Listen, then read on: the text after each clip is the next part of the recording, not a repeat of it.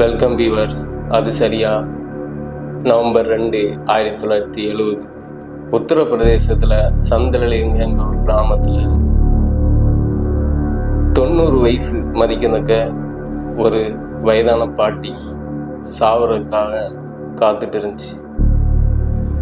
படுத்த படுக்கையா கிடந்த அந்த பாட்டி எப்போ சாவுன்னு சொல்லி அந்த ஊரில் உள்ள மக்களும் அவங்களுடைய 2 மகள்களும் ஒரு மகனும் காத்துட்டு இருந்தாங்க. 1 நாள் ஆச்சு, 2 நாள் ஆச்சு, 3 நாள் ஆச்சு. அந்த பாட்டி இறக்குற மாதிரியே தெரில. சரி, நீ எப்போ இறக்குறது, நான் எப்போ அந்த நகையெல்லாம் எடுக்கிறதுன்னு அவளுடைய 2 மகள்களும் அந்த பாட்டி மேலே போட்டிருந்த அந்த நகைகளை எடுக்கிறதுக்காக போகிறாங்க. பேசவே முடியாமல் 3 நாள் படுத்த படுக்கையாக இருந்த அந்த பாட்டி இவங்க நகையை எடுக்க போகிறத உணர்ந்துட்டு அவ்வளவு உக்கிரமாக கோபமாக கத்துறாங்க. என்னுடைய நகை மேலே யாராவது கையை வச்சிங்கன்னா மகளுடன் உன்னை பார்க்க மாட்டேன், உயிரை எடுத்துருவேன்னு அந்த பாட்டி கத்துது. அந்த பாட்டி கத்துறத பார்த்த உடனே இவங்க பயத்தில் பின்வாங்குறாங்க. உடனே தன்னுடைய மகனை கூப்பிட்டு, நான் இறந்ததுக்கு அப்புறமும் என் உடம்புல இருந்து எந்த நகையும் கழட்டக்கூடாது, நகையோட தான் என்ன நீ அடக்கம் செய்யணும்னு தன்னுடைய மகன்கிட்ட சத்தியம் வாங்கினபடியே அந்த பாட்டி இறக்குது. அந்த பாட்டி ஏன் அந்த நகை மேலே அவ்வளோ ஆசையில் இருக்குது, நகையை யாரும் எடுக்கக்கூடாது, பெத்த மகள்களே அந்த நகையை எடுத்தா கொன்னுருவன்னு சொல்லி அந்த பாட்டி அவ்வளோ ஆக்ரோஷமாக மாறுறதுக்கு காரணம் என்ன? இதை பற்றி தான் இந்த வீடியோவில் ஃபுல்லாக டீகோட் பண்ண போகிறோம். நீங்கள் பார்த்துட்டு இருக்கிறது பிரபா டீகோட்ஸ். நான் உங்கள் பிரபா. வீடியோக்குள்ள போகிறோம்.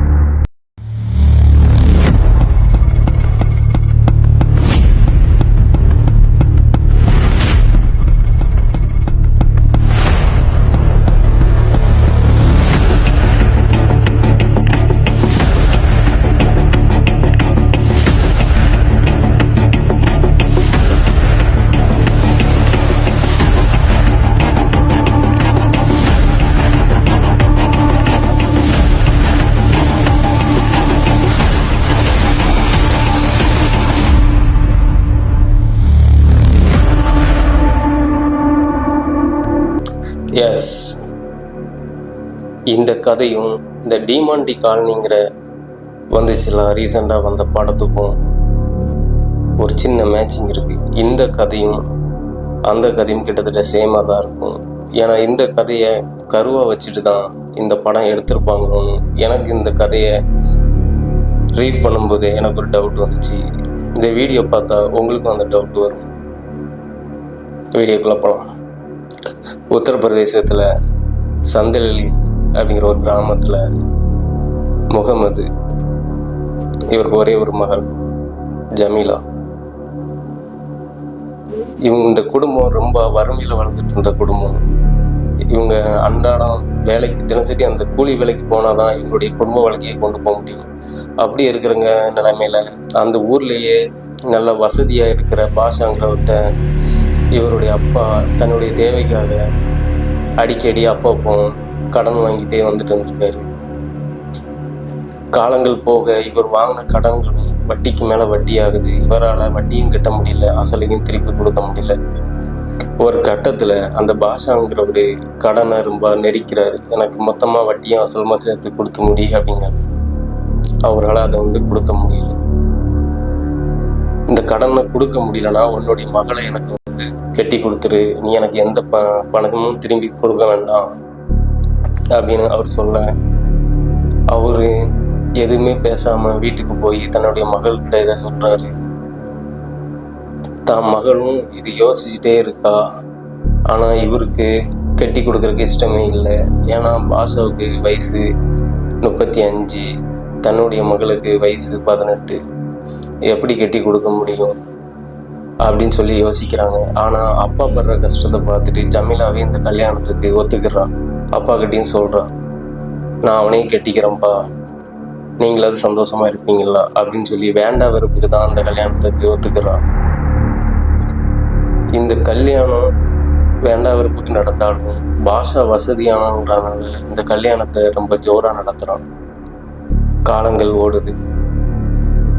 இவன் தன்னுடைய மனைவியை எந்த அளவுக்கு நேசிச்சான் அப்படிங்கிறத இவன் அவங்க கூட வாழ்ந்து பாட்டும்போது அந்த வட்டி பணத்தில் வர்ற பைசாக்களும் இவன் செய்கிற தொழிலில் வர்ற வருமானத்துலேயும் இவளுக்கு தங்க நகையாக வாங்கி போட்டு அழகு பார்க்குறான்.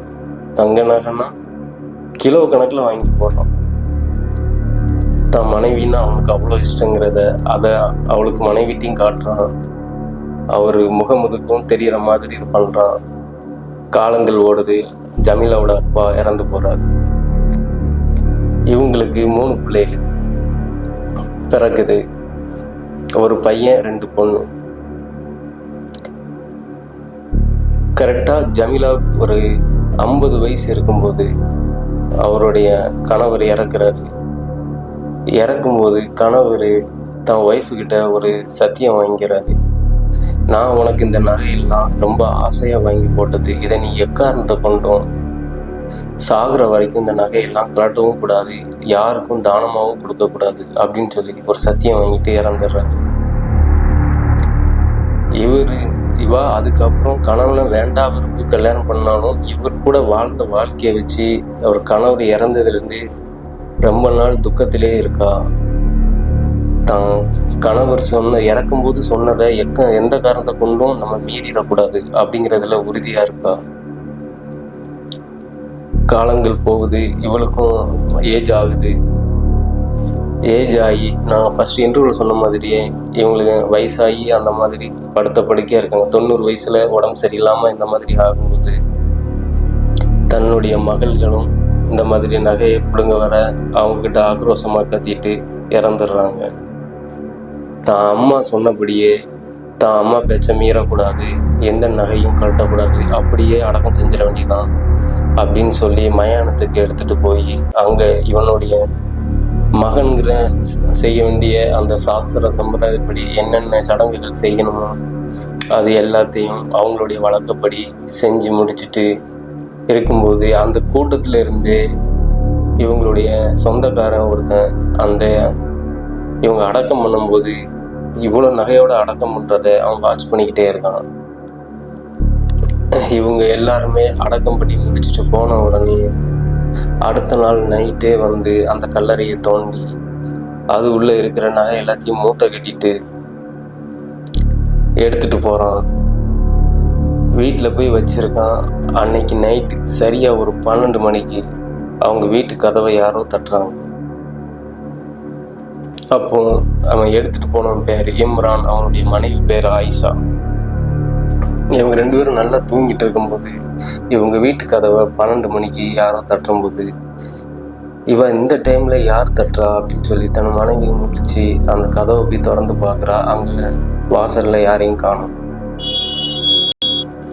இவளுக்கு கொஞ்சம் பயமும் பதட்டமாவுமே இருக்கு. இந்த டைம்ல யார் தட்டுறா, திறந்து பார்த்தா ஆளையும் காணுமே அப்படின்னு தன்னுடைய கணவரை திரும்பி பார்க்க அவன் ஒரு நாளும் இல்லாத மாதிரி அன்னைக்கு அப்படி அசந்து தூங்கிட்டு இருக்கான். இவ ஏதோ சந்தேகத்தோடையே சரின்னு சொல்லி கதவை அடைச்சிட்டு வீட்டில் வந்து தண்ணி குடிச்சிட்டு திரும்புறா. இவன் முன்னாடி ஒரு உருவம் இருக்கு. அந்த உருவம் தான் மூஞ்ச மறைச்சிட்டு தலையில ஏதோ புல்லா போட்ட மாதிரி வந்து நிக்குது. யார் நீ எப்படி உள்ள வந்த, நீ தான் கதவை தட்டினியா அப்படின்னு சொல்லி அந்த உருவத்திட்ட கேட்குறாங்க. அதுக்கு அது எந்த பதிலும் கொடுக்குதுங்க. உன்னுடைய மூஞ்ச காட்டு அப்படின்னு சொல்றா. அதுக்கும் அந்த உருவம் அமைதியா நிக்குது. இவளே அவளுடைய அந்த துணியை விலக்கிட்டு மூஞ்ச பார்க்குறா. ஐயோன்னு கத்திட்டு மயக்கம் போட்டு விழுந்துடுறா அந்த இடத்துல. அப்படி அவ எதை பார்த்து தான் மயக்கம் போட்டு விழுத்தாலும் அந்த ஜமீலாவுடைய ஆன்மா இவ வீட்டுக்கு வந்திருக்கு. 2 கண்களும் இல்லாம அதை பார்த்துட்டு தான் இவ அந்த இடத்துல மயக்கம் போட்டு விழுந்துட்டான். காலையில தன் கணவன் முழிச்சு பார்க்கும்போது ஜமீலா தூங்கிட்டு இருந்தது வேற இடம், இப்போ இவ விழுந்து கிடக்கிறது வேற இடம். என்ன ஆச்சுன்னு சொல்லி தண்ணீர் தெளிச்சு அவளை எழுப்பி அவகிட்ட கேட்கான். நைட் இந்த மாதிரி ஒரு சம்பவம் நடந்துச்சு அப்படின்னு சொல்லி தன்னுடைய கணவர்கிட்ட சொல்றான். அவனுக்கு இந்த மாதிரி பேய் பிசாசு இந்த மாதிரி இதெல்லாம் நம்பிக்கை இல்லை. அவன் சிரிச்சுக்கிட்டே, நீ ஏதாவது தூக்கத்துல கனவு கண்டிருப்ப, வளராத, போய் வேலையை பாருன்னு சொல்லிட்டு வெளியே கிளம்பிடுறான். இவன் வேலையெல்லாம் முடிச்சுட்டு இவன் நைட்டு போல் வீட்டுக்கு திரும்பும்போது தன்னுடைய மனைவியோட நடத்தையில், அவளுடைய பேச்சில், செயலில் எல்லாத்துலேயுமே வித்தியாசம் தெரியுது. தான் கொண்டு வந்து மூட்டை கட்டி வச்ச நகை எல்லாத்தையும் அவள் எடுத்து போட்டுட்டு கண்ணாடி முன்னாடி நின்று தான் அழகை ரசிச்சிட்டு இருக்கா. இவன் அவளுக்கு தெரியாமலே பின்னாடி போய் எட்டி பார்க்குறான். அந்த கண்ணாடியில் தெரிஞ்சது தன்னுடைய மனைவி முகம்ல அந்த இறந்து போன ஜமீலாவோட முகம். இதை பார்த்துட்டு அவன் பயந்து போயிடுறான். இதை யார்கிட்ட சொல்றது? இப்படி நம்ம கல்லறையை தோண்டி தான் அந்த நகையை எடுத்துருக்கோன்னு தெரிஞ்சா இந்த ஊரில் எல்லாரும் நம்மளை என்ன நினைப்பாங்க அப்படின்னு சொல்லி யார்கிட்டையுமே சொல்லாமல் இது பண்ணிருக்கான். நைட்டு வீட்டுக்கும் போகாமல் தன்னுடைய தோழி வீட்டில் தங்கிட்டு இருக்கான். இவன் மூட்டை கட்டி கொண்டு போனதில் ஒரு வைர மோதிரம் மட்டும் மிஸ் ஆகி இவனுடைய பாக்கெட்டில் இருந்திருக்கு. இதை பார்த்து அவன் தோழி, இது என்ன மோதிரம், இது உனக்கு எங்கே கிடைச்சிதுன்னு சொன்னான். இல்லை, இது எனக்கு கீழே கிடந்து கிடைச்சிதுன்னு சொல்லி அந்த மோதிரத்தை தன்னுடைய தோழி கேட்டான், அவகிட்ட கொடுத்துட்றான். அதே மாதிரி தோழிக்கிட்ட தூங்கிட்டு இருக்கும்போது நைட்டு அந்த மோதிரத்தை அவள் விரலில் போட்டு படுத்துருக்கா. நைட்டு இதே மாதிரி ஒரு 12 மணிக்கு ஜமீலாவுடைய ஆன்மா இங்கே வந்துடுது. இவளுடைய தோல்வி வீட்டுக்கு வந்து அங்கே வந்து அவகிட்ட தன்னுடைய மோதிரத்தை எனக்கு திருப்பி கொடுத்துரு, என் மோதிரத்தை கொடுன்னு சொல்லி வந்து கேட்குறா. அதுக்கு இவா, நீ யாரு, உன்னுடைய மோதிரமாக, இது உன்னுடைய மோதிரம் கிடையாது அப்படின்னு சொல்லி அவகிட்ட வாக்குவாதம் பண்ண. ஜமீலா தன்னுடைய சுயரூபத்தை அவளுக்கு காட்டிட்டு அவள் விரலோட அந்த மோதிரத்தை வெட்டி எடுத்துட்டு வந்துடுறா. இம்ரான் மறுபடியும் தன்னுடைய வீட்டுக்கு வரான். காலையில் வந்து பார்த்தா தூங்கிட்டு இருக்க தன் மனைவி ஆயிஷாவை பார்க்கான். அவளுடைய முடி எல்லாம் கொட்டி போய் அவளுடைய உடம்புல சுருக்கங்கள் வந்து வயதான பாட்டி எப்படி இருந்தால் எப்படி இருப்பாங்க அந்த மாதிரி இவளுடைய உருவங்கள் மாறிட்டு வர்றதை பார்த்துட்டு இவளுடைய உடம்புல ஜமீலாவுடைய ஆன்மா தான் பூந்திருக்கு அப்படின்னு முடிவு பண்ணி, இதை இப்படியே விட்டா வேலைக்கு ஆகாது, இது ஏதாவது பண்ணணும் அப்படின்னு சொல்லி ஜமீலாவுடைய மூத்த மகன்கிட்ட போய் இந்த நடந்தது எல்லாத்தையும் சொல்கிறான். நான் நடந்து இப்படி நகை மேலே இருந்த ஆசையில் அவனுடைய கல்லறையை தோண்டி அதிலிருந்து நகை எல்லாத்தையும் எடுத்துட்டேன். அந்த நகையை எடுத்துகிட்டு வந்த நாள்லேருந்து என்னுடைய ஒய்ஃபுக்கு இப்படி ஆயிடுச்சுன்னு சொல்லி சொல்கிறான். உடனே ஜமீலாவுடைய மகனும், நீ பெரிய தப்பு பண்ணிட்ட, நீ இப்படி இறந்து அவங்க அடக்கம் பண்ண அப்படி கல்லறை யாராவது தோணுவாங்க, அவனுக்கு அவ்வளோ தூரம் பண ஆசை வந்துடுச்சுன்னு அவனை சத்தம் போட்டு இவன் அவன்கிட்ட என்னை எப்படியாவது காப்பாற்றி என் குடும்பத்தை அப்படின்னு சொல்ல போய் அவன் நேராக தர்காவுக்கு கூட்டிகிட்டு போகிறான்.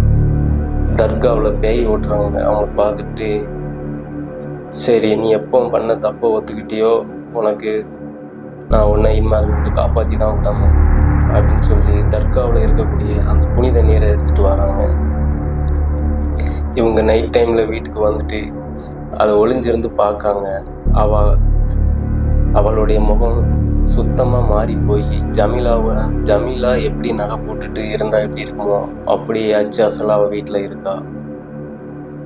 சரி இவ கொஞ்சம் அசந்து படுக்கட்டும்னு சொல்லி பொறுமையாக காத்திருக்காங்க. இவ உடம்புல இருந்து ஜமீலாவை கொஞ்ச நேரம் விலக்கி வச்சாதான் நம்ம அந்த நகை எல்லாத்தையுமே எடுத்துகிட்டு போய் ஜமீலாவுடைய கல்லறையெல்லாம் வைக்க முடியும். வச்சாதான் அந்த பிரச்சனை சால்வ் ஆகணும் முடிவு பண்ணி நைட்டு வரைக்கும் வெயிட் பண்ணுறாங்க. நைட்டு அதே மாதிரி 12 மணி ஆகுது. அவள் அசந்து கொஞ்சம் தூங்க ஆரம்பிக்கிறா. அவன் மேலே அந்த நீரை அடிக்கிறாங்க. புனித நீரை அடித்ததுக்கப்புறம் அவளுடைய உடம்புல இருந்து ஆன்மா வெளியே போகுது. இவருடைய மனைவி ஆயிஷா பழைய நிலைமைக்கு திரும்புகிறாங்க. உடனே தன்னுடைய இவன் தான் எடுத்துகிட்டு வந்தான், இவன் கையினால தான் அந்த நகையை கொண்டு வைக்கணும்னு சொல்லி அந்த நகை எல்லாத்தையும் மறுபடியும் எடுத்துட்டு ஜமீலா கல்லறைக்கு ஓடுறாங்க. 3 பேர் ஜமீலா கல்லறையில் போய் அந்த நகை எல்லாத்தையும் வைக்கிறான். வச்சுட்டு வெளியே வரும்போது அவன் காலை பிடிச்சி ஜமீலா இழுக்கிறா, உன்னை கொல்லாமல் விட மாட்டேன்னு சொல்லி. அப்போ அந்த தர்காவில் இருந்த அந்த சாமியார் அந்த புனித நீரை எடுத்து ஜமீலாவுடைய கல்லறை மேலே மறுபடியும் அடிக்கிறாரு. அது காலை விட்டுருது. இனிமே இதே மாதிரி நீங்கள் தெரியாதனமாக கூட அந்த பக்கம் வந்துடாதீங்க. வந்தால் அந்த ஜமீலாவுடைய ஆன்மா மறுபடியும் உங்களை பின்தொடரும் அப்படின்னு சொல்லி அவர் எச்சரித்து விடுறாரு. இதில் இருக்கிற நகைகள் எல்லாமே ஜமீலா தான் பாதுகாக்கா. அப்படி அவளுக்கு அந்த நகை மேலே என்ன அவ்வளோ பெரிய ஆசைன்னா, ஜமீலாங்கிறவா சின்ன வயசுலேருந்து வறுமையில் வளர்ந்த குடும்பம். ஏழ்மைன்னா ரொம்ப ஏழ்மையில் கஷ்டப்பட்டு வளர்ந்த குடும்பம். அவங்களுக்கு தன்னுடைய கணவர் அவ்வளோ ஆசையாக வாங்கி கொடுத்த நகையை யாருக்கும் நீ எத்காரணத்தை கொண்டும் கழட்டக்கூடாது, யாருக்கும் தானமும் கொடுக்கக்கூடாதுன்னு சொல்லி சத்தியம் வாங்கினதுனால தன்னுடைய நகையை யாருக்கும் கொடுக்காம சாகிற வரைக்கும் யாருக்கும் கொடுக்கவும் செய்யலை. இறந்ததுக்கப்புறமும் தன்னுடைய நகையை அவள் காவல் காக்குறா அப்படின்னு அந்த ஊரில் ரொம்ப நாளாக ஒரு புரளி. Thank you friends. இந்த வீடியோ பிடிச்சிருந்துச்சுன்னா ஒரு லைக் கொடுங்க, ஒரு சப்ஸ்கிரைப் பண்ணுங்கள். நீங்கள் பண்ணுற ஒவ்வொரு சப்ஸ்கிரைபும் ஒவ்வொரு லைக்கும் எனக்கு மோட்டிவேட்டாக இருக்கும். நான் அடுத்தடுத்த வீடியோ லைக் பண்ணுறேன். Thank you friend.